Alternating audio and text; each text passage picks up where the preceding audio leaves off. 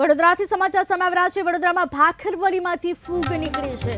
શ્રી જગદીશ ફરસાણમાંથી ભાખરવડી ખરીદી હતી। ભાખરવડીનું બોક્સ ખોલતા જ ફૂગ જોવા મળી છે। શહેરમાં ઠેર ઠેર ગ્રાહકોના આરોગ્ય સાથે ચેડા થઈ જતા હોય તેવી ઘટના સામે આવી રહી છે। ફૂડમાંથી જીવાત ગરોળીને હવે ફૂગ નીકળી છે। ખોરાકમાં ગંભીર બેદરકારી છતાં પણ તંત્ર ઘોર નિંદ્રામાં સૂઈ રહ્યું છે। મહાનગરપાલિકાના ફૂડ વિભાગ પર હવે અનેક સવાલો ઊભા થઈ રહ્યા છે। અવારનવાર ફૂડમાંથી જો કે જીવાત ગરોળી નીકળી હોવાના અનેક કિસ્સા સામે આવી રહ્યા છે।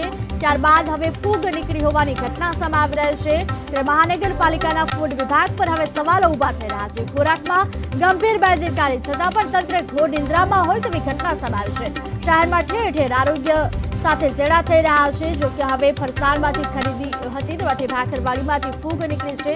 વડોદરાની સમગ્ર ઘટના સામે આવી રહી છે। વડોદરામાં ભાખરવાડીમાંથી ફૂગ નીકળી છે। શ્રી જગદીશ ફરસાણમાંથી જો કે ભાખરવડી ખરીદી હતી। ભાખરવડીનું બોક્સ ખોલતા જ ફૂગ જોવા મળી છે। શહેરમાં ઠેર ઠેર ગ્રાહકોના આરોગ્ય સાથે ચેડા થઈ રહ્યા છે।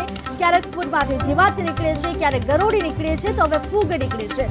ખોરાકમાં ગંભીર બેદરકારી છતાં પણ તંત્ર ઘોર નિંદ્રામાં છે। મહાનગરપાલિકાના ફૂડ વિભાગ પર હવે અનેક સવાલો ઊભા થઈ રહ્યા છે।